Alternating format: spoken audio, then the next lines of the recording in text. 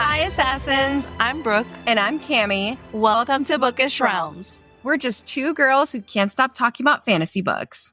Welcome to our deep dives of Queen of Shadows. This episode covers chapter 7 through 10 of Queen of Shadows. Like in past episodes, the chapter summaries and character discussion are spoiler-free, baby, but the rest of the pod does include spoilers for all of Throne of Glass. This podcast is for mature audiences only. Cami, take it away, girl. Let's get into some chapter summaries. As a reminder, this is a non-spoiler section where we summarize the chapters we'll cover in this episode. So if you haven't read the entire series, but you have read chapters 7 through 10 of Queen of Shadows, you can listen to this section. Chapter 7. Aelin and Chaol reunite, and it's not pretty. Chaol has been helping rebels smuggle former magic users out of the city and even reached out to Erebin for help killing the king. He also sent Ren Alsbrook to rally support in Terrasen. Aelin and Chaol try to fill each other in. Aelin shares what happened in Wendland, and Chaol tells her about Aedian's capture, Sorcia's death, and Dorian being enslaved by a Wordstone caller. But then comes the fight. Aelin accuses Chaol of abandoning Dorian. Chaol accuses Aelin of being selfish and only returning when it suited her. They hit a point of no return. She gives him back the amethyst ring. He gives her the Eye of Elena back. It feels like the official end to their relationship. Aelin returns to her old apartment, which Erebin kept exactly as she left it. Once again, a fucking creeper. The next morning, she writes Erebin a letter agreeing to his terms. He will help her save Aedion, and she will deliver him a Valg. Chapter 8. Meanwhile, over in Morath, Manon Blackbeak and the 13 have been stationed at Duke Parrington's fortress. They hate it there, especially Parrington and his constant shadow, Kaltane, who now wears a Wordstone collar and has a nasty scar on her arm. Manon is ordered to scout the wild men of the Fang Mountains and report back, so she and the 13 take the skies on their wyverns for a hunting trip. Chapter 9. Erebin sends Aelin her super assassin suit back from the Assassin's Blade era, but it's just another one of his manipulative power plays. Then a surprise visitor shows up, Lysandra. Aelin has hated the courtesan for years, but she brings Erebin's plan to rescue Aedion and a young girl named Evangeline with scars on her face. Turns out, Lysandra scarred Evangeline to protect her from being forced into sex work. Lysandra still has to keep working until she can buy her freedom. She also shares a bombshell. Her old lover, Wesley, aka Erebin's bodyguard, planned to rescue Aelin from Endovier before Erebin had him killed. Lysandra warns Aelin, don't trust Erebin. Chapter 10. Dorian, still possessed, visits Aedion in his cell. Aedion tries to reach whatever part of the prince is still left, reminding him of Sorcia. For a moment, Dorian seems to remember. He tries to fight the Valg inside him, but it's not enough. The Valg prince wins. The Valg also senses Aedion's infection and sends for healers. He's not being nice. He just wants to make sure Aedion survives long enough for the king's big execution show. Welcome to Character Discussion. Here, we'll do a quick recap of the characters from this set of chapters. For our main characters, we will discuss who they are, what we know, and give a golden line from this set of chapters. As always, this section will remain spoiler-free. For our side characters, we have Nesrin, Brillo, Kaltane, and Evangeline. First off, let's start with Nesrin. Nesrin, who was previously our rebel, but we finally know her name. She is Nesrin Falit. And I don't know if I'm saying that correct, but whatever. She might not say much in these chapters, but she definitely makes an impression. Right away, we see that she's sharp, observant, and totally unfazed by Aelin's sass. There's this quiet strength to her. She's not trying to impress anyone, and she clearly doesn't take orders blindly, even from Chaol. We also get a little sneak peek into her background. Nesrin's heritage is from the southern continent, and she doesn't hide it, despite living in a city that's not exactly welcoming to immigrants. That boldness, we love to see it. And while Chaol clearly has some history with her, and some complicated feelings, Nesrin isn't caught up in it. She's focused, she's independent, and she's got her own thing going on. Honestly, she's giving low-key icon energy, and I can't wait to see more of her. Next up, we have Brillo. Brillo worked with Chaol while he was the captain of the guard, and is working as his eyes in the castle since Chaol is no longer welcome. Next up, we have Kaltane. We finally get a little update on Kaltane, and let's just say it's not pretty. Manon describes her as looking sickly and peppered in bruises, and honestly, too many to be accidental. She also has this nasty red scar on her elbow. And she also has that crazy collar around her neck and is very close with Duke Parrington. Because, they're married, unfortunately. Next up, we have Evangeline. Evangeline is just 11 years old with haunting scars, especially after Lysandra cut her face so that she would not be put to work, which, understandable. And she has a quiet strength that hits you right in the heart. She's been through unthinkable things, which she's been sold into a cruel system and marked as quote unquote worthless, but she's still standing strong. What really gets you is her loyalty. She shares a moment of truth that flips everything Aelin thought she knew about Lysandra on its head. And that's it for our side characters. Next up, we have our main characters. For this section, we'll talk about Aelin, Chaol, Manon, Lysandra, and Aedion. Let's start with Aelin. In chapter 7 through 10, she is going through it, but in such a fierce and evolved way, which we love to see. We're seeing a version of Aelin who is more composed, more powerful, and honestly, more heartbreaking. She has a major reunion moment with Chaol, and even though it's quiet and full of tension, it says a lot. There's this raw inner conflict in her, like part of her remembers the love, the trust, and the history, but the other part, the part that's been through loss and fire, the part she knows can't go back, she's healed enough to know where her heart stands now, and it's not where it used to be. It's such a mature, bittersweet growth moment. We also get a deeper look into seeing how Aelin sees herself after all the healing. She's been called a monster by Chaol. Hell, she calls herself a monster. But it's clear that if being a monster means saving the people she loves, she'll wear that title proudly, which is a change to how she would have dealt with being called a monster prior to her healing. Her loyalty is brutal, and I mean that in the best way. She's not here for pretty heroics. She's here to get things done, whatever the cost. Oh, and let's not forget, Aelin is no longer waiting for someone else to rescue her or fight her battles because she's her own champion now. She knows the stakes, she's made peace with the past, and she's making moves. Strategic, dangerous, and high-stakes moves. Aelin's golden line from this set of chapters is, quote, "You do not get to blame me for that, for his actions." Next up, we have Chaol. Let's just say Chaol is angry, he's exhausted, and doing everything he can to hold the city together from the shadows. He's helping lead the rebel resistance, coordinating risky missions, and trying to save Dorian and Aedion with what little resources he has left. So yeah, he's operating under pressure 24/7. But emotionally, he is a mess. His reunion with Aelin is rough. Like, emotionally bloody kind of rough. There's so much unsaid between them, and when they do talk, it's sharp, it's messy, and it cuts really deep. He's still grieving what they lost, and he throws some pretty painful accusations her way. You can feel how betrayed he feels, not just by Aelin, but by how much the world has changed around him. He is clinging to the ideals he once had, but they don't seem to fit anymore. He is also afraid of power, of magic, of what Aelin could do. He doesn't fully trust her, and he's really not hiding that. He wants to fight for what's right, but he doesn't quite know what that looks like anymore. His golden line from this set of chapters is, quote, "No, not a chance. Not with you so unpredictable." Next up, we have Manon. We don't really know much more about what's going on with Manon at this moment, other than the fact that her and the 13 are now in Morath and have not seen any battle since getting there. And the witches are ready to fight, but unfortunately, they have not been given a fight just yet. So, next up, we have Lysandra.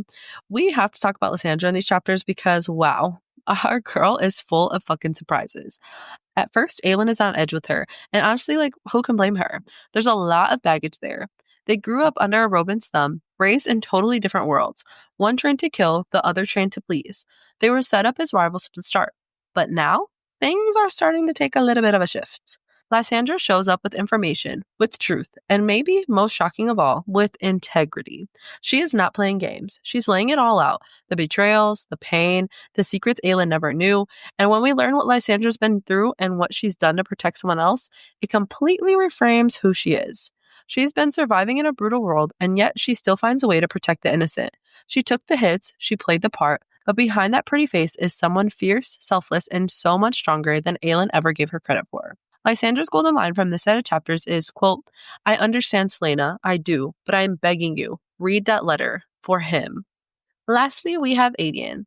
Again, not much has really changed with Aedion other than the fact that Dorian came by to visit him and realized that he had an infection. And they healed Aedion, and that's basically it. And Aedion is really pissed off that they healed him because, again, remember, he wanted to die before they could get to Aelin. So that's it. That's all for character discussion for chapters 7 through 10. Let's explore this world. Here we cover the main world-building elements that come up in chapters 7 through 10.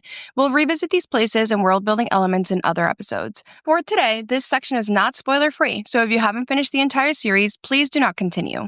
But please come back when you have. This week's world building is short and sweet. In this set of chapters, we follow Manon and the 13 on a hunt, and we learn more about the belief system of the Iron Teeth Witches, particularly how they read the moon and its phases. I am a moon freak, so of course I made this a world building section. As they set off on their hunt, the witches fly beneath a crescent moon, which they call the Crone's Sickle. In Iron Teeth witch lore, this moon phase is tied to the crone, one of the three sides of their goddess. It's considered a strong night for hunting, though the crone's shadow, aka a new moon, is actually considered to be the best for hunting. The crone is one of the faces of the three-faced goddess, one of the 12 gods of Aurelia, and is worshipped by the Iron Teeth witches. She is the goddess of witchcraft and magic, and her power is divided across three forms: maiden, mother, and crone. Each Iron Teeth clan honors one of these aspects. The Blue Bloods are aligned with the maiden, the Black Beaks with the mother, and the Yellow Legs with the crone. Though it's a tiny little world-building detail, these moon phases are more than just superstition for our witches. The moon phases shape how the witches hunt, fight, and how they follow signs from the three-faced goddess. If you want to hear a full breakdown of the three-faced goddess, listen to our special episode called The Gods and Goddesses of Throne of Glass. This is our analysis and foreshadowing section, which is not spoiler-free. We will break down parts of the text that tie into or foreshadow future events in the series. If you have not read all of Throne of Glass, please do not continue. First off, a recap. Previously on Queen of Shadows, Doran is possessed by a Valg demon and barely remembers who he is. Just the moment Sorsha died, he's slipping away fast. Aelin has returned to Rifthold in a disguise. With magic gone and Rowan left behind, our girl is trying to adjust. She's confronted a Robin who told her Aedion will be executed in 3 days. It's a trap. Aelin plans to save Aedion anyways. A Robin offered help in exchange for a Valg soldier, but Aelin needs to take some time to think about this agreement. Aedion's waiting to die in a cell, and because she can't help herself, Aelin stirred up trouble in the streets and escaped into the sewers, where she's found by a rebel woman working with Kale. And that's all. We start the set of chapters in Queen of Shadows with Aelin and Kale. Kale and his team arrive carrying 2 severely injured people. Their faces are hollow and emaciated. Aelin immediately clocks these as signs of Valg possession. But somehow, these people survived. Aelin realizes the rebel woman, aka Nesrin, was scouting to make sure that the rescue path was safe. The blood on everyone tells Aelin that they fought their way out. And the darkness in these tunnels means a Valg prince is nearby, not just a regular Valg. And then Kale, bloodied and with a split lip, steps in front of Aelin and stares at the blood on her, because remember, she caused absolute chaos in the vaults. The first words that Kale says to Aelin after months apart, he says, "Are you hurt?" We have many L's for both Kale and Aelin in this set of chapters, but it is a W that Kale's first concern is if Aelin is okay. As Aelin stares at Kale, there's a million thoughts running through her mind. He still looks the same, even though so much between them has changed. She notices the scar she gave him and remembers everything that happened. Quote, even then, she'd understood that what Kale had done, whom he had chosen, had forever cleaved what was between them. It was the one thing she could not forget, could not forgive. Being back in front of Kale brings back all the hurt from the events that happened in Crown of Midnight, which feels like so long ago to us. I'm sorry, because it has been a really long time actually. But I do have a comment that despite Kale literally being the leader in the rebellion, Aelin is still stuck on Kale, quote unquote, choosing to support the king instead of trusting her with the information about the threat on Nehemiah's life. And we know that takes a long time for her to get over. That choice broke something in between them permanently. And Aelin might understand why he did it, but she could not forget, could not forgive, which we've all been there before.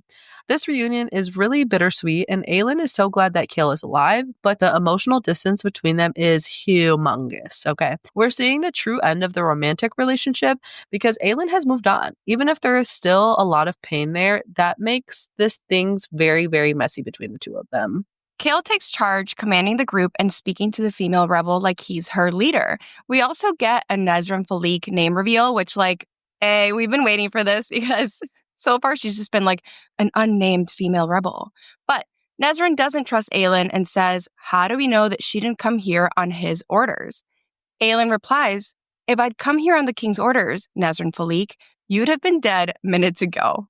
Again, I think we said this last episode, but we are obsessed with Nesrin, not taking Aelin's sass. It really is just 2 bad bitches coming together. But Kale locks in. He says, you came back, and then begins to try to tell Aelin about Adian and how it's all a trap. Aelin can only respond quietly that she knows about Adian. Kale is shook, though. He's really not handling this well. He tells Aelin that she looks different, and she thinks that he's referring to her red hair. But he clarifies, quote, "No," he said, taking one step closer, but only one. "Your face, the way you stand, you..." He shook his head, glancing toward the darkness they'd just fled. And I just have to say, Kale can't, verbalize it here, but Aelin looks like a queen. And also, that is a healed woman in front of him, which realistically, Kale has never seen Aelin truly healed. When he thought she was healed, she was just being Selena. She was not even able to, use her true name. So we love it. But it is also obvious to Kale that something has fundamentally changed with Aelin. But again, he just, struggles to find the words for what it is exactly. He can't pinpoint it. Kale tells Aelin to walk with him and explains that they were on a rescue mission to save magic wielders being held and tortured in the tunnels. He mentions that the Valg cult like the darkness and seem to thrive on it, and that's why they hide out in the tunnels. Kale and the rebels discovered that they don't notice or really care about the presence of ordinary humans, only people with magic in their bloodline. Kale tells Aelin that Ren Alsbrook is still alive, but since there was magic in Ren's bloodline, Kale sent him north to safety and to rally rebels. Aelin warns them to never go in the tunnels again, saying, quote, "Those things are demons, but Kale insists we go in because we're the only ones who can." He glances down and comments on Aelin's new sword, aka Goldrin. But internally, Aelin is starting to spiral a little bit. Quote, "There are perhaps only 3 feet between them now. 3 feet and months of missing and hating him. Months of crawling out of that abyss he'd shoved her into. But now she was here. Everything was an effort not to say she was sorry. Sorry not for what she had done to his face, but for the fact that her heart was healed. Still fractured in spots, but healed. And he was not in it. Not as he'd once been." Being physically close to Kale again is a reminder of how far apart Aelin feels from him emotionally. She's still processing the pain of their breakup and the fallout because she spent months missing and hating him. And Kale's actions hurt her deeply and shoved her into that abyss that we see her spending all of Air of Fire to crawl out of. And she mentions, we've talked about this before in the Air of Fire episodes, she mentions this abyss pretty frequently. Despite that, Aelin feels like she needs to apologize. And again, not for the scars that she gave him, but for having moved on. Because her heart is now healed, even if it still is a little bit fractured. And she realizes that Kale no longer holds a place in it. At least not romantically at this point. As we know that they do become friends. Close friends later down the line. But I feel like Aelin is experiencing the kind of emotional clarity that you get when you see your ex again after healing and spending a long time apart. You can admit that there was love there at one point, but now it's kind of just gone. And that's how you know that you are truly moved on from some bullshit. That's always how you know. As they talk, Kale confirms that he figured out who Aelin was the day she left, but he doesn't really react further than that. Again, cue the end of Crown of Midnight. Selena Sardothian wasn't in league with Aelin Ashford Galathinius. She was Aelin Ashford Galathinius. Anyway, we learn that Fleetfoot is safe, yay, and she's at Nezrin's family's country home, and that Nezrin has been helping the rebels despite her father's wishes. I also, just side note, I have to say that I appreciate that this dog does not die in the series, because I hate it when fucking dogs die in books. Dogs don't have to die in books. They die in real life. They don't have to die in books. I'm glad that Fleetfoot makes it to the end of Kingdom of Ash, because she's cute. When Kale notices that Aelin isn't wearing the amethyst ring he gave her, he stares at the empty spot on her finger. And Aelin kind of feels the weight of everything that is currently unspoken between them. It is very, very awkward. Very awkward. Kale stops at a tunnel entrance and says, "Meet me in 40 minutes, refusing to let Aelin follow further. But that doesn't work for Aelin. So she watches him from a rooftop as he completes the rebel rescue. After a tense conversation with Nezrin, he walks off alone, and Aelin, what does she do? She silently drops down beside him. He says, "I should have known better," which, yeah, you should have. I love her. This part cracks me up when I was reading it because I was just of course, why would she listen to him?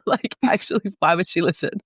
As they walk through the slums, Kale tells Aelin everything. How he started working with Adian, Sorsha's beheading, and Dorian sacrificing himself. Aelin is heartbroken, just like the rest of us, sister. But she stays silent, barely keeping it together. This is where the blame game between Aelin and Kale starts. And also, this was where my Kale hate started. But again, remember, I'm a changed woman. I am a changed woman, okay? I'm Team Kale. Quote, "You should have gotten Dorian and Sorsha out the day the king butchered those slaves. Did you learn nothing from Nehemiah's death? Did you somehow think that you could win with your honor intact without sacrificing something? You shouldn't have left him. How could you let him face the king alone? How could you? How could you? How could you?" Aelin blames Kale for not acting sooner. But is that really how she feels? She is honestly still haunted by Nehemiah's death and sees this as a repeat mistake. Kale should have learned about the cost of waiting when everything happened with Nehemiah. And Aelin's anger is tangled up in grief, frustration, and guilt, but she is not just mad at Kale. She's mad that they both failed to protect the people that they loved. The repetition of "how could you" shows how deeply Aelin is spiraling. She's scared and angry about the situation they're all in now. Because there's so much unknown. Like, they don't know what's going to happen at this point, you know? Aelin fights back her anger, grief, and disappointment. She reminds herself that she has a mission to free Adian and get the word key. Kale confirms he's working with the rebels, and he is one of the leaders. He's in charge of the slums and docks, while others cover different areas of Rifthold. Kale explains that Ress and Brillo are trying to help, but the castle dungeon is nearly impossible to break into, and the king's forces are watching the tunnels. Aelin realizes her best shot at getting in may be accepting a Robin's help, but she'll decide that tomorrow. Bro, when I read Ress and Brillo, I was so sad. Also, having two characters, one named Ress and one named Ren, please. That's really difficult. Why would you do that? It makes no sense. And then the blame game continues. Aelin asks Kale, "What have you heard about Dorian since you fled?" Ooh, okay. Quote, "A flicker of shame shone in his bronze eyes. He had fled, though. He'd left Dorian in his father's hands." She clenched her fingers into fists to keep from slamming his head into the side of a brick building. How could he have served that monster? How could he not have seen it, not have tried to kill the king anytime he got within striking range? Very valid questions, Queen, actually. But Aelin is directly confronting Kale about abandoning Dorian, which just creates more tension and blame between them. And we can see that Kale does feel like so guilty about running and leaving Dorian behind, despite the fact that it is what Dorian told him to do. And if there's one thing that Kale's going to do is listen to his king, but neither here nor there. Aelin is pissed, and like we've said earlier, it is not just about the situation with Dorian. This all goes back to the betrayal she felt in Crown of Midnight. How could Kale serve the king or not try to kill him, knowing what the king was capable of? And this is really the start to a lot of their arguments in this book. Aelin and Kale project their hurt onto each other and blame each other, when really it's just a lot of shared guilt in disguise. Kale feels like he fled, Aelin feels like she wasn't there to stop any of it, and their little cycle continues. Both Kale and Aelin measure their love by protection, and in this situation, they both fail to protect the people that they love, whether it's Nehemia, Dorian, Sorsha, fill in the blank. So yes, Aelin is accusing Kale here, but it's also a self-accusation, like we said earlier. And unfortunately, they will not be able to move forward until they name that mutual failure/guilt. They'll continue to have these misplaced reactions and emotions because they can't figure out how to talk about what is actually wrong. So, and that's on therapy and being 30. They're 26 years old or 25. I don't even know. Not you though, Queen. You are healed. And sister. You have therapy speak in you. So, but these guys, no. I was like, God. Some of these things, I'm like, our prefrontal cortex is just developing. I think Kale is 24, actually. I think we figured that out. Actually younger. Yeah. Yeah. Because Selena is younger than him. She turns 18 in the Assassin's Blade, maybe. No. I don't remember. She was 16 in the Assassin's Blade. Because so remember, she's 19. is the prequel. Yeah, I think she's 19 when this is happening. Yeah, there's not a lot of emotional intelligence happening, which you can see. And we will continue seeing. If it's one thing that SJM loves, it is an 18 or 19-year-old human or half-human girl and old fae men that have been around for thousands of years, which she said, okay, now Kith. Yeah, literally not Kith. Honestly, Queen, I'm still going to read it, so I don't care. But whatever. Oh, yeah. I'll eat it up every time. Give me 10 more of them. But I'm like, I don't oh, care. she's in distress. She's in distress and she needs help. Oh, and there's a 500-year-old female. Yeah. Yeah. Oh, she's skinny and malnourished and couldn't possibly like win a fight, but she's secretly like so strong. Yeah, love that. Eat it up every time. I'm like, you girl power. She just got so Mhm. angry that those skills just snapped into into She's place. she's a natural. She's a natural. We can't hate her for being a natural. Don't hate me because I'm beautiful, baby. Don't hate me because I'm beautiful. Okay. We're done. We're done. Anyways, Aelin can't help but think about Dorian and everything he's been through since she's been gone. Quote, she hoped that whatever Dorian's father had done to him, however he'd been punished, the prince knew he was not the only one grieving. And after she retrieved Dorian, she would let him know, when he was ready to listen, that she understood, and that it would be hard and long and painful, but he might come back from it. The loss. When he did, with that raw magic of his, free when hers was not, it could be critical in defeating the Valg. This is just another way in which Aelin and Dorian understand each other now.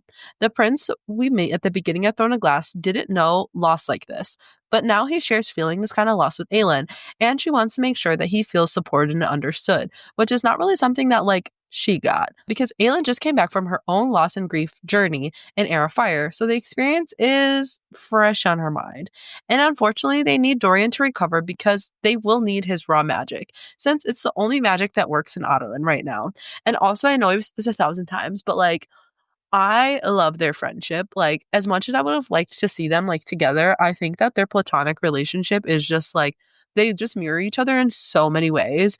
And I think that that is what makes each of them a good king and queen, because they're able to understand each other. I feel like if when you need to understand somebody, you want somebody on your level, right? You want somebody that can understand you through and through. And I feel that this is what each of them are to each other, because also even their journey with magic is the same.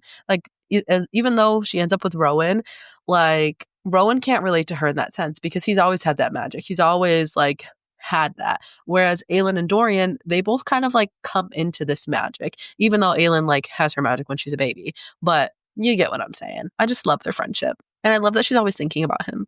Aelin and Kael's conversation continues. Kael reveals that Dorian hasn't been publicly punished by the king and is still attending events. In fact, the highlight of Dorian's birthday party is Aedian's execution. Aelin is focused on rescuing Aedian first, no matter how he reacts to her afterwards, since Aedian knows who and what she is now. Kael shares that Dorian is acting off, and a spy on the inside saw a black wordstone collar around his neck. Aelin is truly devastated by this, and she's pissed, but she does her best to hide it. Kael asks what happened to her while she was gone, and Aelin tells him everything except the full truth about what the wordstone collar means and about the word key in the Amulet of Orinth. When she finishes, Kael decides to deliver the very I'm just going to say it. Kael says, "So you're here alone." And Aelin explains that she told Rowan to stay in Wendland for safety. But Kael clarifies that is not what he meant. He tells Aelin that she came back empty-handed, which, again, shots fired. The blame game is on full force. Aelin is frustrated because Kael sent her to Wendland, but never said what he expected her to return with. Again, we lack communication because we're so young. She reminds him, if you wanted me to bring back an army, you should have been a little more specific. Kael defends himself, saying that he sent her away for her safety, but figured that she would go to Maeve or her Ash River cousins for help. Aelin snaps back, reminding him that Maeve is cruel and controlling, and that Terrason's allies are bound to her, so they were never going to help Aelin. Can I add something? This is also almost exactly what Aedian says to her, in, I don't remember what book this happens in later on, but when he's where are our allies, Aelin? Where the fuck are our people? And then she ends up showing them exactly who the fuck she is, right? Let her cook. Let her cook. She just got there. She just healed. And you want her to have allies? You don't even know who Maeve is. Maeve is Valg. She's a Valg queen. Also, and she has icky vibes. I love Kael, but let's remember that he's the one who put her on that boat. So on the boat with no instructions and just expected her to come back with hundreds and thousands of people. What did you think this was going to be, sir? Also, that's what happens when your captain of the guard has never seen war, because that's not how getting allies works, Kale. I love you, but Yeah. the captain of the guard was inexperienced. I love you, but you had no experience. Yeah, very much so. He lied on his resume. He did. He did. Kale accuses her of not even trying. Aelin fires back. Do you understand what I faced? And with that, Kale enters the blame game again. He tells Aelin, quote, do you understand what it was like for us here? While you were off playing with magic, off gallivanting with your fairy prince, do you understand what happened to me, to Dorian? Do you understand what's happening every day in the city? Because your antics in Wendland might very well have been the cause of all of this. I'm sorry. But yeah, this is where the Kale hate simply started. Like, it's very much where it started. But anyways, Aelin has taken a few shots and now Kale is lashing out. He is simply lashing out also. He downplays her struggle in Wendland / Mistward by calling them playing with magic and gallivanting with your fairy prince, which, like, yeah, she was gallivanting with fairy prince, but like, they hated it. He punched her in the face at first. So like, it wasn't all sunshine and roses, okay? To some extent, Kale resents that Aelin wasn't there when everything fell apart because he feels abandoned and overwhelmed by guilt, especially about what happened with Dorian. Is it fair? No. But let's remember that these characters are like, again, in their like mid-20s and Aelin is younger than that actually. Kale doesn't stop here though, because he implies that Aelin's actions in Wendland may have triggered the king's increased cruelty. Basically, he's blaming her for making things worse. And again, let's remember, you sent her there, buddy. You sent her to fucking Wendland, okay? These two have grown apart in so many ways, and neither of them can truly understand what the other has endured during their time apart. Like, it's just not clocking. It's not clocking. It's not clocking that we're standing on business, okay? And if you don't know what that's from, it's from JB, Justin Bieber. And Aelin is furious when Kale calls her actions in Wendland antics and blames her for the king's reaction. She snaps back saying he doesn't get to blame her for how evil the fucking king is. And then this is when Kale asks, so what do I get to blame you for? Basically admitting that they both know they're stuck in this blame game, okay? But Aelin realizes Kale has been keeping information about magic from her, and she presses him to admit he knows how to free it. And Kale refuses to share, calling her, quote, unpredictable, which, I'm sorry, gasp, because what the fuck do you mean? It's rough. Despite that, though, Aelin does tell him everything she's learned, how the collars work, how the Valg feed on magic wielders, and what it takes to kill them. She does warn Kale that she may be the only one who can free or kill Dorian if there's anything left inside of him to save. And Kale does not take these news well. I mean, who would? But Kale is shook, and he's starting to realize just how serious this entire situation is for Dorian. But he's also pissed because, again, we have a lot of emotions going on, you guys. There's a lot of emotions happening in this chapter.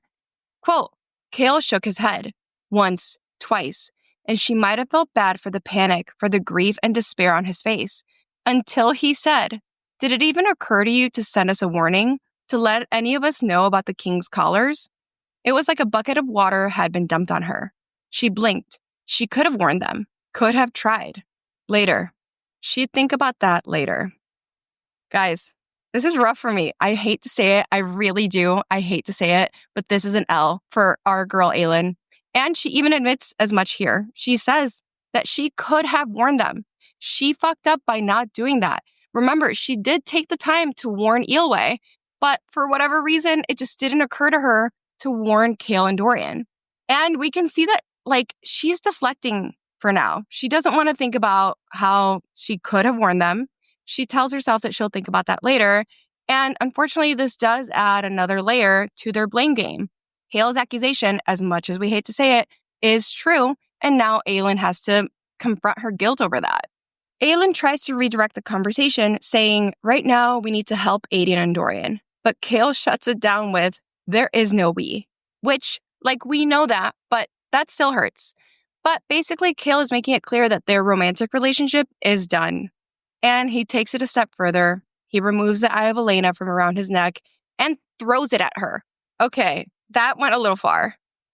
Then Kale says, there hasn't been a we for a while, Selena. But he gets cut off because Aelin immediately corrects him. It's Aelin now. Selena Sardathian doesn't exist anymore.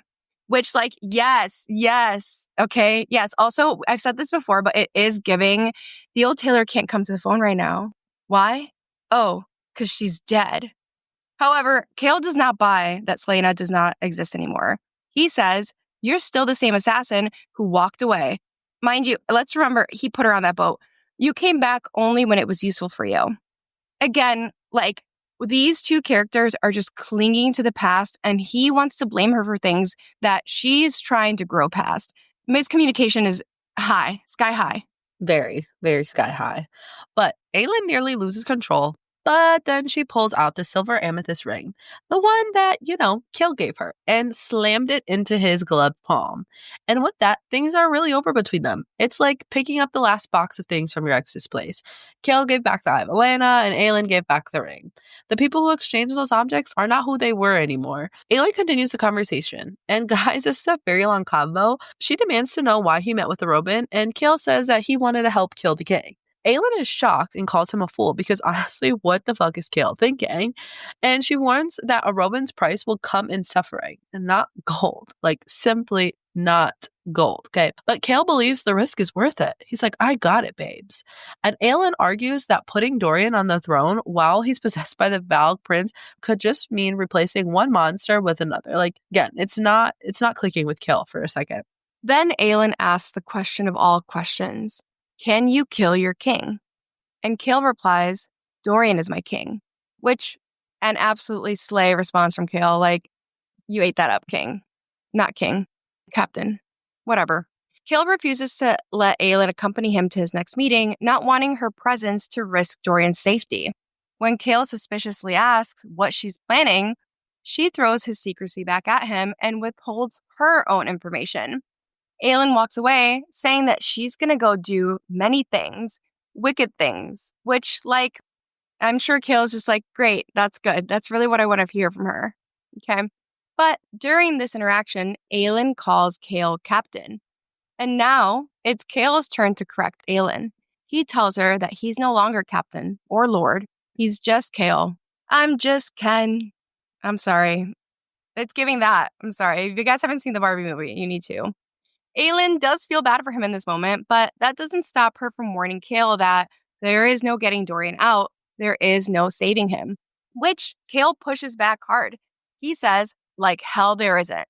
Kale said, I need to save my bro. This is when Aelin cracks and she admits that she might be able to help Dorian with her magic, but she thinks deep down that she might have to kill him instead. Which is, it's not like she wants to. It's just that she understands the reality of it in a way that Kale doesn't yet. But it's okay because we know that he spots a witch. Such an icon. Manon Blackbeak, the icon you are, girl. Imagine being hot enough that you snap the crown prince out of his Valg demon possession. I just love her. I love her a girl so could much. Dream. But Kale has questions about what happens after if Aelin does manage to free Dorian. Cool. And what then? Kale asks, will you hold all of Rifthold hostage the way you did Doranel? Burn anyone who doesn't agree with you? Or will you just incinerate our kingdom for spite? And what of the others like you, who feel that they have a score to settle with Otterlin? He huffed a bitter laugh. Perhaps we're better off without magic. Perhaps magic doesn't exactly make things fair amongst us mere mortals. Fair? You think that any part of this is fair? Magic makes people dangerous. Magic has saved your life a few times now, if I recall correctly. Yes, he breathed. You and Dorian both, and I'm grateful. I am. But where are the checks against your kind? Iron? Not much of a deterrent, is it? Once magic is free, who is to stop the monsters from coming out again? Who is to stop you? And I feel like you guys are going to hate us for saying this, but unfortunately, these are really valid questions, like, coming from Kale. Like, and me personally, it hurts my heart to say that. Like, it hurts to say that out loud. But Kale needs to know, like, what kind of ruler she will be and what kind of chaos magic, like, might unleash. He brings up, like, what she did in Doranel and implies that she might do the same to Rifthold. He worries about what others with magic will do, especially if they want revenge after what they've endured under the king, which, like, that's honestly so real, because if I had magic and they unleash that shit, you best believe my first place is going to be at the doorstep of the fucking castle. I'm sorry. It's the first place I'm going. And was this the best way for him to ask these questions? Probably not. Kale's tone is really off and it's kind of nasty, but some of his concerns are really actually valid. Kale's deeper fear is revealed when he says that magic makes people dangerous. Aelin reminds him that magic has saved his life more than once. And Kale agrees with that, but then drops the real gut punch when he says, quote, "Who is to stop the monsters from coming out again? Who is to stop you?" And we'll touch on the use of the word monsters shortly because honestly, that's really fucked up of him. Like, really, really fucked up of him. But again, Kale's fears aren't unfounded. These are valid, hard questions about power, control, and justice. And he needs to know that they're on the same page with these because, again, remember also, she's been gone for a while. Like, he doesn't know, like, if anybody got into her head. Like, he doesn't know, like, what happens, you know? So he's not sure. He just needs to be sure. It hurts. It hurts when our queen is not right. It's really hard. I hate to have to agree with a man. Anytime I have to agree with a man, it makes me mad because, like, why are you spitting facts? We don't agree with men on this podcast. So. No. But unfortunately, we had to. Yeah. Aelin, however, focuses on the word that Kale used, monster. Quote, "A spear of ice shot through her heart. Monster." It truly had been horror and revulsion that she'd seen on his face the day that she revealed her fae form in the other world. The day she'd cleaved the earth and called down fire to save him, to save Fleetfoot. Yes, there would always need to be checks against any sort of power. But monster, she wished he'd struck her instead. Oh, Kale using the word monster to describe Aelin and other magic wielders cuts deeper than anything else Kale has said during this conversation. She flashes back to that moment in Crown of Midnight when she revealed her true fae form to him to save Fleetfoot and to save him, and how he looked at her with like straight up disgust. He was horrified. Kale thinks that she's a monster, and that hurts, like just point blank, it hurts her. And even though Aelin agrees that power does need checks and balances, we agree, being called a monster makes her feel condemned for who she is, not just what she can do. She can't control being half fae. She can't control having power. So that word hits. Like, Aelin wishes that Kale had hit her instead of calling her a monster. That's how much it hurts. Despite their issues, Kale's opinion still matters to Aelin. When he calls her a monster, like we said, he's rejecting her true self, just like she did to herself for years. So it does hit this like really, really deep wound for her. But Aelin isn't just gonna like call her a monster, which like, who the fuck would? Okay, cool. So Dorian is allowed to have magic. You can come to terms with his power, and yet my power is an abomination to you. Dorian has never killed anyone. Dorian didn't gut Archer Finn in the tunnels or torture and kill Grave and then chop him up into pieces. Dorian didn't go on a killing spree at Endovir that left dozens dead. And a point for Aelin. Kale has a valid question, and so does Aelin. Why is it okay when Dorian does it?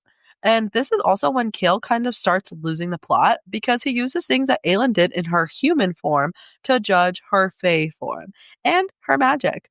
Kale is bringing up her past to judge who she might be in the future and how she might use her power, which isn't fair. And also, like, you knew these things before you fell in love with her. Like, you knew what happened in Endovir and you still fell in love with her. So, like, don't come back. Don't do that. Like, we don't do that around here. Okay? Not a fan of that. Aelin struggles to stay composed and storms off, telling Kale to find her if he ever pulls his head out of his ass. Which, like, slay. Because, literally, you sound like a dickhead right now. Yeah. I feel like this is just a bunch of, like, back and forth with, like, each of them winning a point. But ultimately, like, the winning the battle means that you guys get along again. Which we're not there yet. But we will get there. Then we switch to Kale's POV. He's reviewing maps and plans in his rebel hideout. We learn that Brillo became his inside man days after Kale fled, which, again, like the mention of Brillo and Ress, I can't. Kale thinks about his conversation with Aelin and how her use of the word fled stung because she knew exactly what it meant. But more than that, Kale thinks about the Aelin that he met tonight. Quote, a queen, raging and fiery and perhaps more than a little cruel, had found him tonight. He'd seen it from the moment he'd staggered out of the Valg's darkness to find her standing with a predator's stillness beside Nezrin.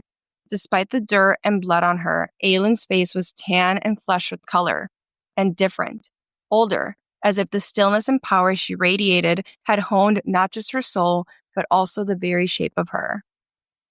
Kale has to admit that Aelin has changed so much since he last saw her. She looks older, but it is more than that. When Aelin stepped out of the dark, she had the stillness of a predator. She was radiating power. Something in the essence of her has changed, and while Kale doesn't say it here, there is a sense of loss there. He sees a queen now, not the girl that he knew and the girl that he loved. And Kale stares at the amethyst ring that Aelin returned and thinks, quote, no, Selena Sardothian certainly did not exist anymore. That woman, the woman he had loved, perhaps she drowned in the vast, ruthless sea between here and Wendelin. Perhaps she died at the hands of the Valg princes. Or maybe he'd been a fool all this time, a fool to look at the lives she'd taken and the blood she so irreverently spilled and not be disgusted. Selena is gone, and Kale is having to come to terms with that.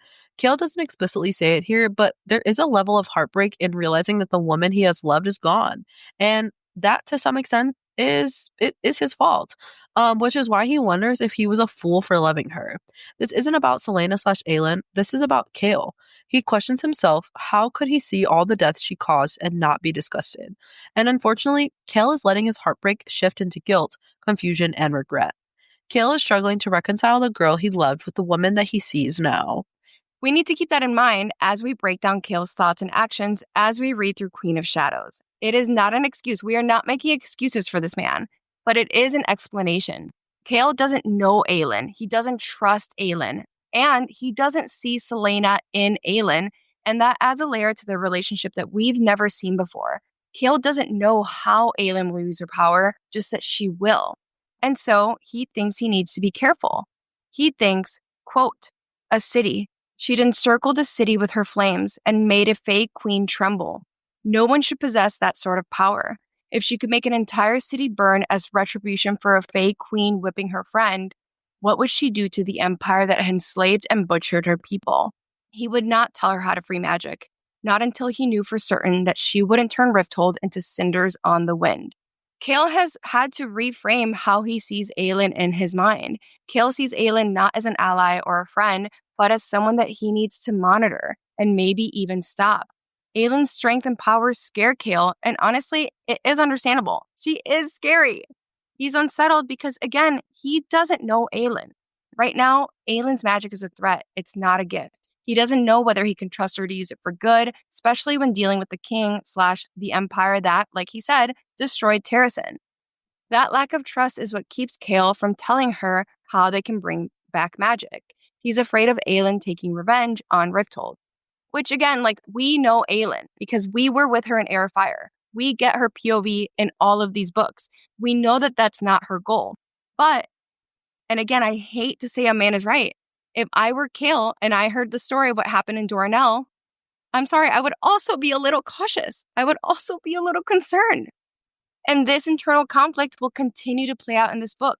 Kale is trying to protect others, but in doing so, he's cutting himself off from Aelin entirely. If we remove our personal feelings about Aelin from this conversation, which you guys know we love her, Kale makes some good points about power. Power without limits is dangerous. Ultimately, Kale is asking the question that this series kind of also asks. Who holds power accountable? Kale is focused on the broader issue of balance. How do mortals, without magic, survive in a world where magic can level cities? Again, he's human. He has to ask these questions because no one else will. But I hate to say that he's right. And to give us a real world context, think about what's happening in the United States of America right now. What happens when power goes unchecked? I will leave that there. Anyways, Kale's thoughts are cut a little short because Nesrin enters his room, and this is also when we learn that they used to kiss. Scandalous. Despite everything, Kale trusts Nesrin after fighting beside her for weeks. He tells her about Aelin, admitting who she really is. Nesrin isn't really shocked. She's just amused and impressed. And honestly, I love her. Kale feels conflicted about Aelin and the ring she returned, and he's considered melting it for money. But most of all, Kale is absolutely overwhelmed by the realization that Dorian might truly be gone and that Aelin might be the only one who can save him. Kale worries that Aelin might kill Dorian instead, and he cannot fathom that thought. Quote, everything. Everything was for Dorian, for his friend, for himself. He had nothing left to lose. He was nothing more than, let me sit up for this one. He was nothing more than a nameless oathbreaker, a liar, a traitor.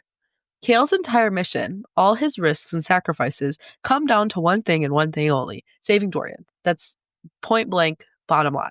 Kale's loyalty runs deep, and this isn't just about politics or redeeming himself.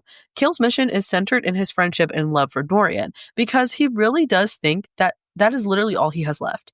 And we return to the words again that will haunt Kale throughout the entire book of Tower of Dawn. Oathbreaker, liar, traitor. Kale's entire sense of self has been absolutely shattered. He is broken. Like, he is not afraid to die, but he is afraid that Dorian will, and that he'll lose that last piece of himself with him. Because I also do think that, like, Dorian symbolizes hope for him in a sense, and it's like the fact that that hope is now kind of like snatched away, and the fact that that hope was the only like bright side for so long, and now it's gone. Like, he's simply like, now what? Like, now what do I do?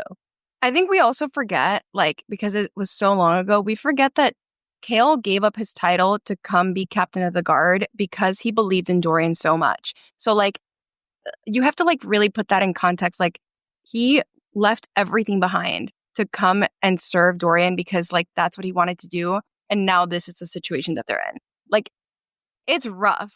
Nesryn pushes Kale to consider that Aelin's news about Dorian does change everything. But Kale is like, no, I will not accept that.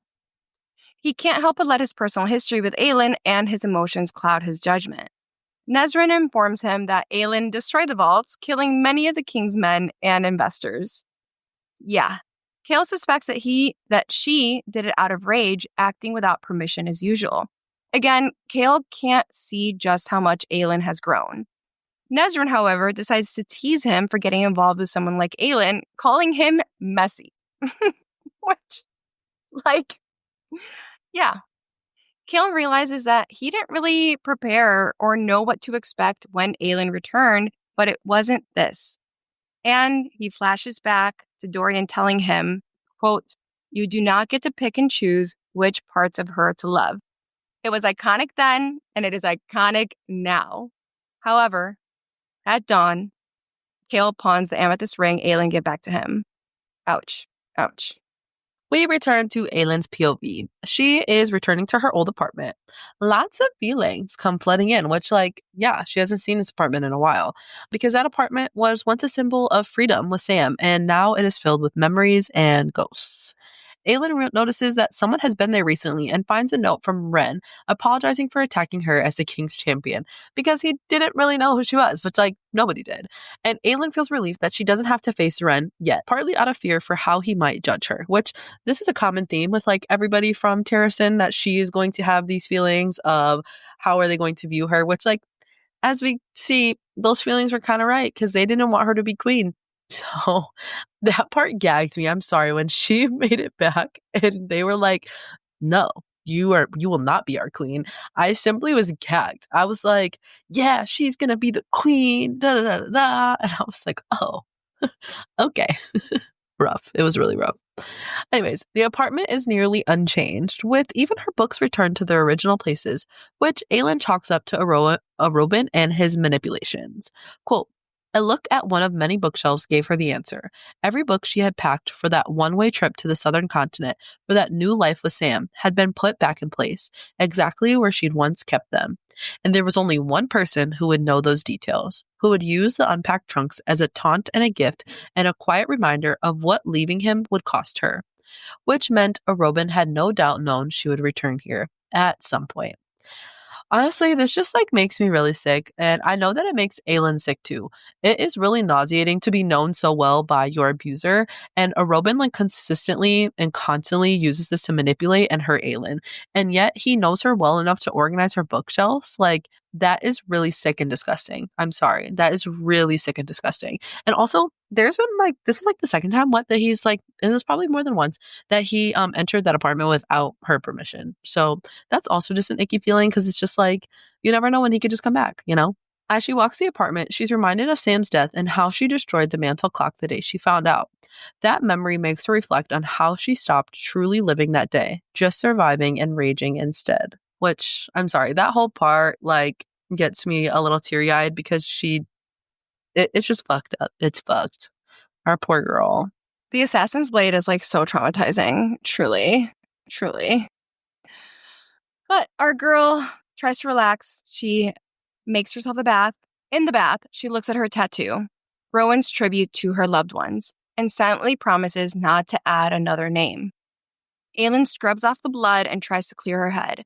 But again, she enters a cycle of blaming herself for what happened with Dorian, with Aedion, and Sorsha. And the word monster, what Kale called her, haunts her in this moment. Because that sucked, okay? That was not a nice thing for Kale to say. Quote, for her friends, for her family, she would gladly be a monster. For Rowan, for Dorian, for Nehemia, she would debase and degrade and ruin herself. She knew they would have done the same for her. And you guys know, we love a reclaiming moment. And that is exactly what Aelin does here. She reclaims the word monster, choosing to see it as a badge of loyalty, not shame or guilt. Aelin is fine with being a monster because she knows that her actions are rooted in love and in sacrifice, not in cruelty or power. And really, how can you call that monstrous? But whatever. Aelin will be a monster to fight for the people she loves, for Rowan, Dorian, and Nehemia. There is no right or wrong when it comes to that. There is just protecting the people that she cares about. It also does not get past me that the first person she mentions is Rowan, but whatever. Unfortunately, this is also a huge warning sign in terms of self-sacrifice. Aelin is willing to destroy herself if it means saving them. She will do what needs to be done, no matter the cost. It foreshadows, again, unfortunately, it foreshadows what Aelin does as she and Dorian forge a lock in Kingdom of Ash. She pushes Dorian out. But Aelin is pissed that Kale let Dorian face his father alone, even if it's what Dorian wanted.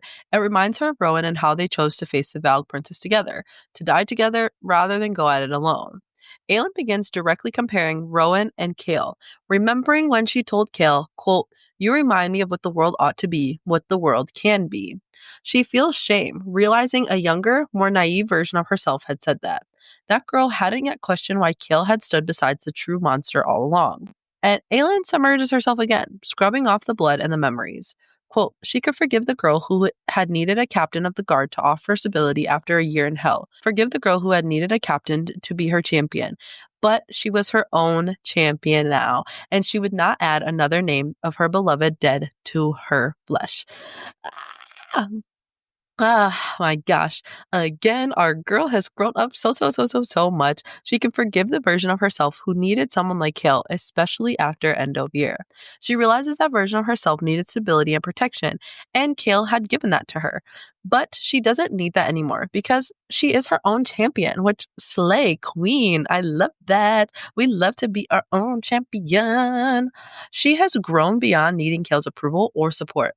Aelin is also done collecting scars, done having to remember loved ones she's lost, and she refuses to lose Aedion or Dorian. She's simply not gonna have that in fucking mind. And with that in mind, Aelin writes to Robin, agreeing to give him one Valg demon in exchange for rescuing Aedion, which I cannot wait till we get there. I love the rescuing Aedion scene. Ooh, gives me shivers. It's so good. And finally, because chapter 7 is one of the longest chapters I have ever read. I'm sorry. SJM really packed that chapter full. Chapter 8 brings us to our first witch POV in this book. And it starts off with a banger. Quote, Manon Blackbeak, heir of the Blackbeak witch clan, bearer of the blade Windcleaver, rider of the wyvern of Braxos, and wingleader of the king of Otterland's aerial host, stared at the portly man sitting across the black glass table and kept her temper on a tight leash. If there's one thing SJM loves, is to make her FMCs list off all of their titles, and we eat it up every time. Every time. I'm like, yes, tell me everything that they are. And let's fucking go Manon, because we love her. You guys know, we are Manon's biggest fans. Can I say something here? Every time they like say their whole entire little title, I am a huge Game of Thrones girly. Love Game of Thrones. 10 out of 10. Recommend if you have not watched it. But in Game of Thrones, they do this like all the time. They're like, I'm Daenerys Targaryen of the so-and-so and blah, blah, blah. And they list off all their like accolades. And I eat it up every time. I'm just like, yeah, you go, queen. Anyways, Manon and half of the Iron Teeth Legion are stationed in Morath, but Manon and her 13 don't trust Duke Parrington because why the fuck would you? So they stay on high alert around him because he is icky Vicky. Quote, the Duke either didn't notice or didn't care. He showed interest in Manon only when giving orders about her host training. Other than that, he appeared relentlessly focused on the army of strange-smelling men that waited in the camp at the foot of the mountain, or on whatever dwelled under the surrounding mountains. Whatever screamed and roared and moaned within the labyrinth of catacombs carved into the heart of the ancient rock.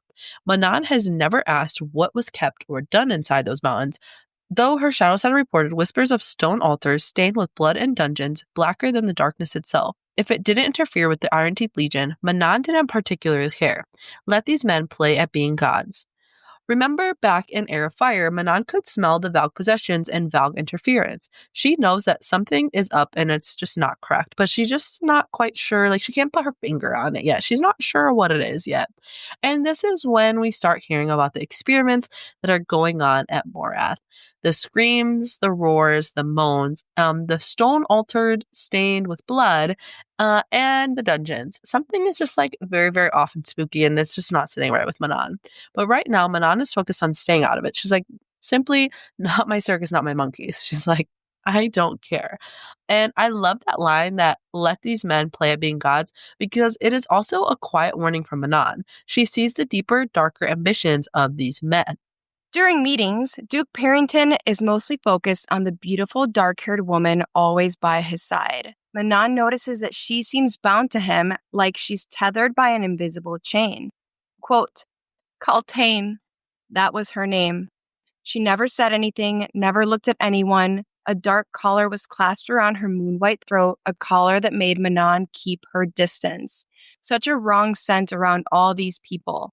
Human, but also not human. And on this woman, the scent was strongest and strangest, like the dark, forgotten places of the world, like tilled soil in a graveyard. Genuinely, like, my stomach dropped reading this. Like, I love that Kaltain is back, but I wish it wasn't under these conditions. Kaltain is wearing a Wordstone collar, so we know that there's a Valg prince inside of her. That collar is what makes Manon keep her distance. But Manon can also smell that something is off with all these people in Morath. Their scent was wrong. It was, quote, human, but also not human. To Manon, Kaltain smells the strongest and strangest. Later in this book, we learn that that's because one of Parrington's experiments was to implant a word key into Kaltain's arm. The way that Manon describes the Valg smell is always also like very interesting. She says that it smells like the dark, forgotten places of the world, which tracks since the Valg are not from this world. But she also says that it smells like tilled soil in a graveyard. This stood out to me so much because it's one thing to say that something smells like tilled soil, because honestly, I kind of like that smell. It's like rich and earthy, like, you know, woods. But adding in the graveyard adds such a layer to that Valg smell description because it makes us realize that the Valg smell like death and decomp. They smell like dead bodies. Manon is bored with the Duke's orders to scout the wild men of the Fangs, but reminds herself that it's supposed to be an honor to lead the Iron Teeth. She's frustrated that being in Morath feels more like punishment than glory, and that her grandmother hasn't sent any instructions or updates. They're like, where are you at? What is going on? Send a fax, send a memo, send a letter, send a carrier pigeon. Me if you want to reach me. Literally. Like, do something. And the Duke treats Kaltain like property, touching her bruised arm in front of everyone, and that's when Manon notices something. Quote, and then there was the thick red scar just before the dip of her elbow, 2 inches long, slightly raised. It had to be recent. This is the scar, again, from the wordstone that Parrington implanted into Kaltain's arm. Manon does not like Parrington's vibe, especially when he demands she call him Your Grace, and she refuses because honestly, same. The Duke mocks her but doesn't push back, though he watches her too closely. Manon and her 13 don't trust the Duke or the strange guards around his tower, who also smell off and don't react like normal men. The eerie screams from inside the mountain also add to the bad vibes at Morath and keep Manon and the 13 on high alert. In general, things are really tense around Morath. Astrid challenges their role in Morath, voicing the 13's growing frustration. Honestly, like, they're bored.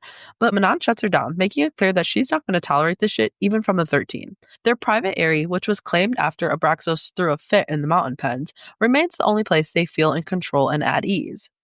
As night falls, Manon leads the 13 out on a hunt. Flying gives them a sense of purpose and freedom that they have been craving after being cooped up in Morath. Once again, Astrid rides with wild joy, and though Manon knows her grandmother would disapprove, she lets it happen. Manon finds a remote farmhouse and steers Abraxas towards it. The 13 have a rule: no children, but after the day she's had, Manon is ready to unleash some of her fury on anyone else who crosses her path. With Chapter 9, we're back in Aylin's POV. Aylin sends a letter to Arobin sealing their dangerous agreement. She'll capture a valid prince for him, and he'll help her free Adian. But when she returns, she finds a box from him with no signs of a break-in. Again, just another way that Arobin shows his power. Inside this box is her old black assassin suit and boots, which are freshly cleaned, with a note saying, "Go play." Which, like, I am going to go play, I'm going to slit your throat. But this gift brings back memories. Arobin bought her that suit as an apology after he literally beat her and Sam to a pulp. Sam had to pay for his own suit, but hers was a gift. She begins dressing in the suit again, rain falling outside as she prepares herself. Aylin knows that this is just another test to see how much she'll tolerate to get what she wants. Quote, "Oh, she could play the devoted protege again. She could go along with the plan she'd let him create, the plan she'd modify slightly, just enough. She'd kill whoever was needed, pour herself, wreck herself, if it meant getting Adian to safety." Again, like, we hate it, you hate it. But again, with the self-sacrificing nature, Aylin is willing to become the person Arobin wants and expects. She'll pretend to be loyal and obedient if that's what it takes. She's prepared to play the game, to sacrifice herself, her pride, her morals, if it means saving Adian. Yes, we know that, like, Aylin is very strategic. She even talks about, like, I'm going to edit his plan a little bit. But this also all comes at a great emotional cost. Aylin is ready to destroy parts of herself or the people that she loves. Aylin locks in, focusing on counting down the days until she can see Adian again. She still doesn't know how he'll react, but even if he ends up hating her, it'll be worth it. Aylin puts on the black stealth suit, checking for new mods and hidden weapons. Unfortunately, the suit fits perfectly. Arobin had it tailored and updated, showing that he knows her body and her fighting style, which, again, we hate that. We hate that. It is terrible to be known so well by someone who has abused you, okay? And unfortunately, when Aylin looks at herself in the mirror, she realizes that she has to become Selena Sardathian again, just for now. A mysterious carriage arrives, and Aylin thinks that it might be a threat, but when she opens the door, she finds a cloaked woman and a child in the carriage, and she's like, simply, what the fuck? We are going to try to contain our excitement, but welcome back to our story, Lysandra and Evangeline, but especially Lysandra. I love you, queen. Lysandra tries to explain that she came here to warn Aylin, and Aylin's reply, as far as my memory serves me, Lysandra, I warned you that if I ever saw you again, I'd kill you. Which, like, she's standing on business here, okay? This is our true enemies to lover in this series, I swear. Like, this really is. Like, Rowan punched her in the face, but, like, Aylin threatened to kill Lysandra. Like, that's, like, there's levels to this, and theirs is, like, far greater, okay? And Lysandra begs Aylin to hear her out, which takes her by surprise. As she puts down her knife, Aylin thinks, quote, "They could have been friends as easily as enemies, both of them orphaned, both found by Arobin as children. But Arobin had handed Lysandra over to Clarice, his good friend and a successful brothel madam. And though Aylin had been trained for killing fields and Lysandra for bedrooms, they'd somehow grown up rivals, clawing for Arobin's favor." Aylin is able to see that they could have been friends if their lives had gone like a little bit differently, but Arobin shaped who they became. He made Aylin into an assassin and Lysandra into a courtesan. Aylin could see that the rivalry wasn't really natural. It was just another manipulation by Arobin, who set them up to compete for his approval, which, again, sick, disgusting, twisted. And in reality, like, they have so much in common, and we see that, like, as their friendship flourishes. Aylin threatens Lysandra. It's Lysandra, isn't it? I always fuck it up. Aylin threatens Lysandra and her driver, but does agree to hear her out. Aylin suspects Arobin is behind Lysandra's visit, but she's going to play along to see what happens because, of course, she is. Lysandra brings in the young girl named Evangeline. Evangeline has visible scars and a branded out tattoo. She was once marked for the brothel, but it's been stamped out. Aelin treats Evangeline with so much kindness. She offers her a seat, a book, a blueberry tart. Quote, as a child in a high-end brothel, Evangeline had probably had too few choices in her short life. And if there's one thing that Aelin understands, it is the power of choice. And she offers it to Evangeline immediately, even if it's in these small ways. And that is it is so important to me, okay? Evangeline politely asks for a tart and wisely stays out of Lysandra and Aelin's tense conversation. Aelin remains guarded, keeping her weapon ready. She's like, I don't trust you, and forces Lysandra to sit and explain herself. Aelin and Lysandra don't hold back. These are two bitches. I'm sorry. I love them. As they talk, they trade insults and snippets of their previous history surface. Lysandra reveals Arobyn's plan to rescue Aedion. Arobyn sent Lysandra, I'm going to just keep saying how I say it, both to deliver the plan and to test Aelin's loyalty. But Lysandra suspects Arobyn is setting a trap and warns Aelin to be cautious. She believes Arobyn sent her as a present, possibly expecting Aelin to kill her, which, sick and twisted. Also, again, you know her so well, but you have no idea who the fuck she is because she's not just gonna, kill her random, it makes no sense. You make no sense, Arobyn. I hate him. I simply, if I ever saw him on the street, I would die after, but straight punch to the throat. Straight punch to the throat. But anyways, Lysandra then hands Aelin a letter from Wesley, which was Arobyn's old bodyguard, and reveals that he was murdered. Lysandra confesses that she loved Wesley deeply, and she has carried the letter for her 2 years, keeping it safe until she could give it to Aelin. She explains, quote, it started off as a mistake. Arobyn would send me back to Clarice's with him in the carriage as an escort, and at first we were just friends. We talked and he expected nothing. But then Sam died, and Lysandra jerked her chin at the letter, still lying unopened between them. It's all in there. Everything Arobyn did, everything he planned, what he asked Ferran to do to Sam, and what he ordered done to you. All of it. Wesley wanted you to know because he wanted you to understand. He needed you to understand, Selena, that he didn't know until it was too late. He tried to stop it and did the best he could to avenge Sam. If Arobyn hadn't killed him, Wesley was planning to go to Endovier to get you out. He even went to the Shadow Market to find someone who knew the layouts of the mines and got a map of them. I still have it as proof. I can go get it. Fuck, man. This letter contains Wesley's full confession, Arobyn's orders, what happened to Sam, and what was meant for Selena. It basically is sums up everything Aelin knew, but she had no proof of, that Arobyn set them up. This letter is heavy, and it has so many long-awaited answers, but it is a lot to unpack because also let's remember that Selena did knock Wesley out when he tried to confess this to her on her way before she got kidnapped. So yeah, he tried, but she did just knock him unconscious because understandably so. He was not the kindest to her either. So I get it. Aelin tries to shut out her emotions and doubts Lysandra's story, suspecting Arobyn's manipulation. But she can't get past the detail that Arobyn ordered Sam's torture. It fills her with rage, which as it should. It simply should. Aelin tells Lysandra to leave after she gives her the letter from Wesley. Lysandra again begs her to read it for Wesley's sake and then leaves. Before leaving, Lysandra says that Sam and Wesley were her only friends, and Arobyn took them both. Evangeline, our smart queen, stays behind and reveals that Lysandra scarred her on purpose to protect her from being forced into the brothel life. Lysandra then took a brutal public beating and bought Evangeline's freedom. That's why Lysandra's still in debt and still working for Clarice.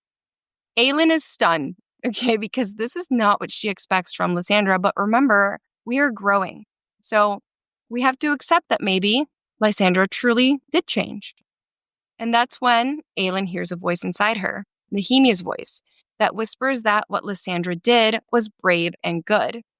And Aelin has to pause and think about another woman that she disregarded. Quote, and for a moment, she wondered how another young woman's life would have been different if she had stopped to talk to her. really talk to Kaltain Rompier instead of dismissing her as a vapid courtier?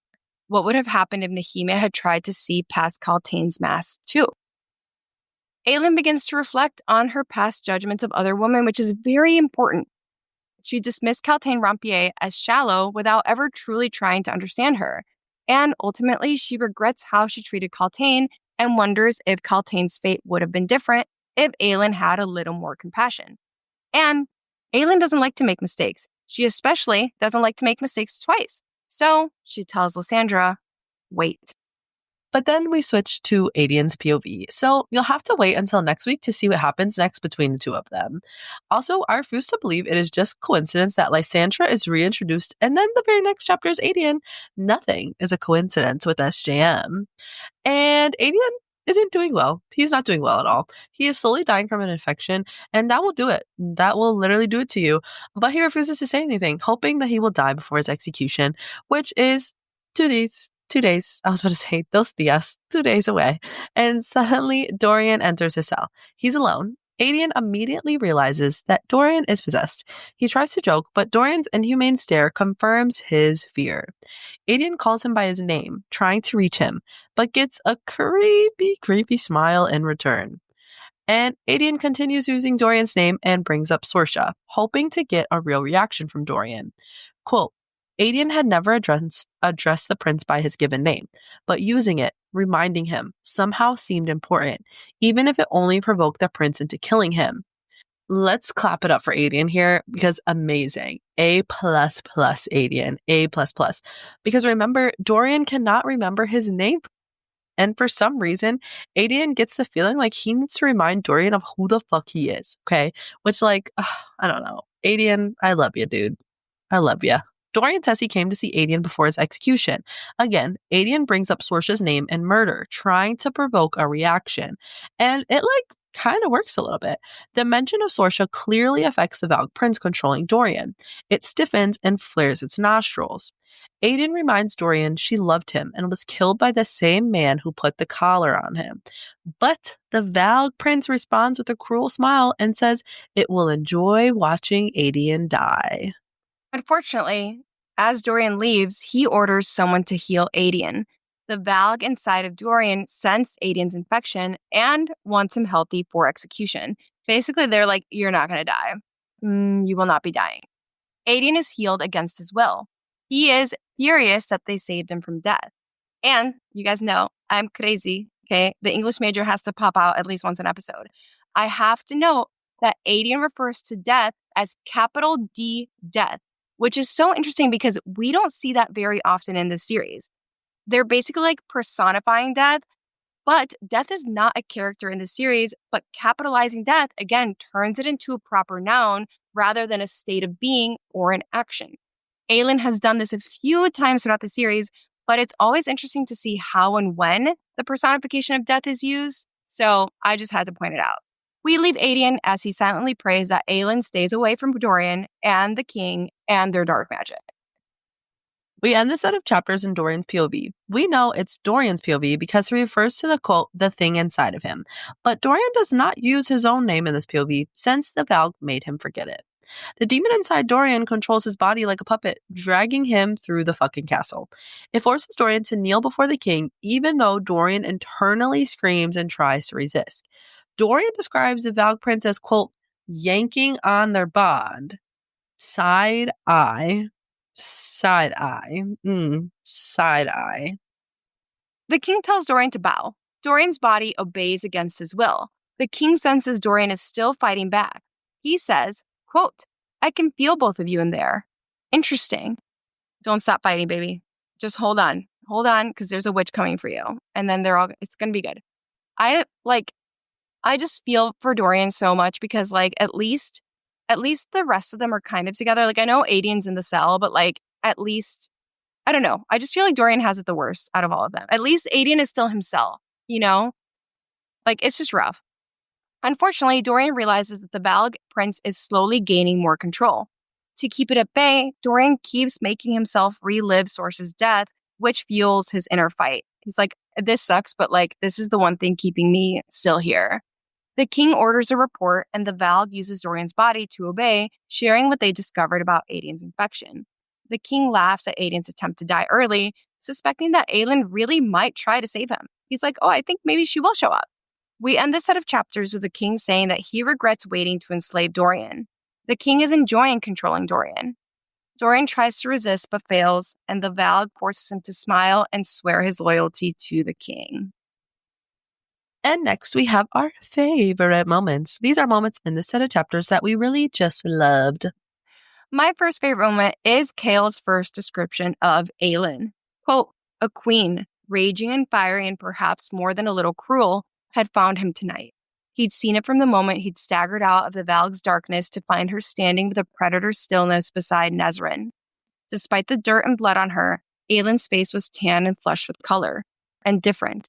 Older, as if the stillness and power she radiated had honed not just her soul, but also the very shape of her. I just love that we get to see her growth and change through other characters' POVs, because we really don't get that in Heir of Fire. It's not like we get Rowan's POV and he comments on how much she's changed.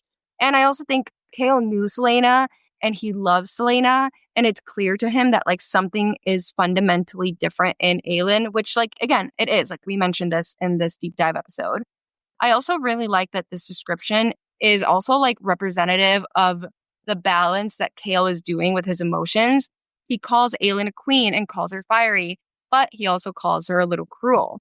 He comments on the dirt and blood on her, but he also mentions that she's tan and flushed with color. I love that moment. My second favorite moment is when Aelin corrects Chaol when he calls her Selena. Quote, it's Aelin now, she snapped as loudly as she dared. Selena Sardathian doesn't exist anymore. And I just love how unapologetic she is in this moment. She corrects him with a quickness.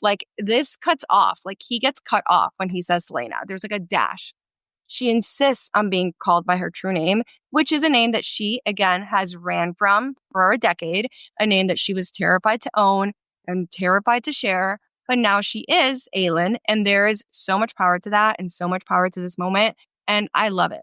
I love it. I ate it up. I also have two favorite moments from this set of chapters because, of course I do. My first quote from this set of chapters is, quote, for her friends, for her family, she would gladly be a monster. For Rowan, for Dorian, for Nehemia, she would debase and degrade and ruin herself. She knew they would have done the same for her. She slung the washcloth into the water and sat up. And then this happens a little bit later on in the paragraph, but she was her own champion now, and she would not add another name of her beloved dead to her flesh.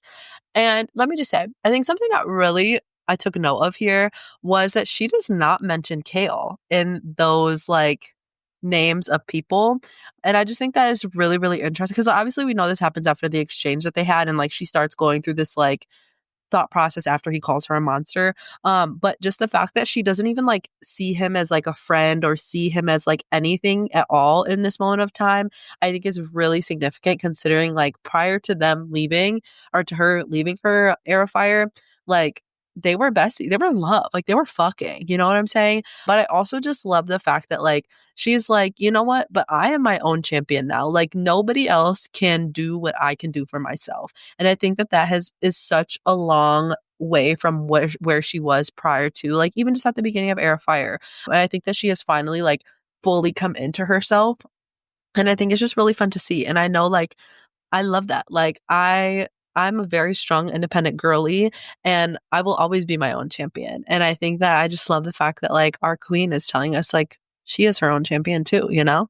And my second favorite moment from this set of chapters is just something that had me cracking up laughing. I love Abraxos, and I think he makes Manon a little more, gives her a little bit more humanity in a sense. And Manon is yeah, Abraxas, he likes to do that. He just likes to tumble off sides of the cliffs he'd been struck dead.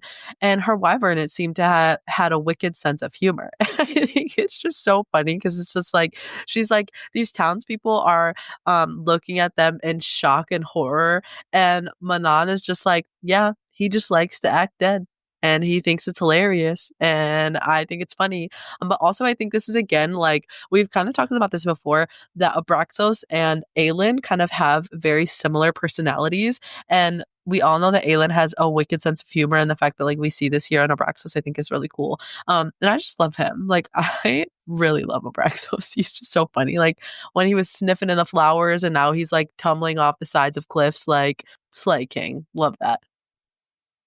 And lastly, we have our final thoughts. I really liked these chapters because honestly, I feel like they're messy and raw. And I think I've said this in like so many deep dives, but I think SJM does these like really complicated emotions really well. And we see that here. Like, yes, Aelin and Kale are trying to figure out how to work together, how to save Dorian, how to save Aedion, and manage everything else going on with the Valg and the King. But I think they're also trying to figure out how to be around each other post breakup. I wouldn't say that either of them is like heartbroken anymore because they've had like months and months to work through those feelings, but there is still a lack of closure there. And we see firsthand how that impacts how they interact. And that feels very real because, yes, like there is a war outside and our friends are being held hostage, but both Aelin and Kale are trying to figure out how to work with their exes, essentially, which I've never had to do. And I wouldn't wish it on my worst enemy. Okay? I don't think that sounds really fun. Just saying. I also love the reintroduction of Lysandra and how it challenges Aelin to grow even more and open her mind to try to see who Lysandra really is. Again, I think it highlights how young these characters are/were, especially in the events of the Assassin's Blade. I do think like the older you get and the more confident you get, the less you see other women as your competition and realize that we need other women. And I think Aelin in this moment is kind of slowly realizing that. And I mean, by the end of the series, like she has a whole girl squad and like women are literally the heroes of this story. And also, I just love that like Lysandra has entered the villa. I have not seen Love Island. I just know the sound from TikTok, but I thought it was like perfect for this moment. So I used it, but I'm a fake fan. I don't know anything about it. Sorry. Hot new bombshell has entered the villa. Yeah. I do watch Love Island. Big Love Island girly. Anyways, my thoughts. Let me just tell you. I realize again, because again, remember, I'm no longer on the kill hate train. Okay. I'm not on the kill hate train, but now I remember why I was on the kill hate train because he simply says a lot of fucked up things in these chapters. But again, I get it. He's human. There's so much happening. He's scared. He's like, this bad fire-breathing bitch queen is back. Is she gonna blow the house down with her fire? Like, what's gonna happen? You know what I'm saying? Like, I get the vibes, but like, he just takes a lot of L's in this chapter. But like, so does our girl. Our girl also does like take some L's, unfortunately. I hate to say it. But Kale. Also, I forget how crazy like the chapters are with Dorian. Like, I'm sorry. Like, it makes me really sick to my stomach that like he's just like a puppet. Like, he's literally a puppet, and like this sweet and innocent crown prince. Like, I think it's like obviously we see how Dorian is at the end of this series, but like the buildup and everything that's like that happens that turns him into like Shadow Daddy and like Shadow Hands. Like, I think I forget how significant like this book is for him, because everything does change and like he doesn't go back to how he is, and he does turn into a full different man. And like the part where he was like, I'm screaming trying to get out, but I'm having to like patch up the holes of like him breaking through me is just really sad. And I think that like SJM, if it's one thing that SJM knows how to do and does well, is character development, and these characters just really go through it. And I think that like other than Manon, because Manon is my favorite character arc, I love her so bad. And obviously besides our queen Aelin, Dorian, his character arc is like the most like the saddest in my opinion, because if the collar would have never went on him, I simply don't believe like we would have got like Shadow Daddy and Shadow Hands. You know what I'm saying? So yeah, it's just really sad. But on that note, that wraps up our deep dives for chapters 7 through 10 for Queen of Shadows. We hope you enjoyed our analysis and theories, and don't forget to follow us on Instagram and TikTok, where our handle is at Bookish Realms Pod. We'd love to hear your thoughts on these chapters, so drop us a comment or send us a message. Also, leave us a rating if you liked what you heard. It really helps us out. Join us next week when we will continue our Queen of Shadows deep dives with chapters 11 through 15. Until then, keep reading, Assassins. Bye!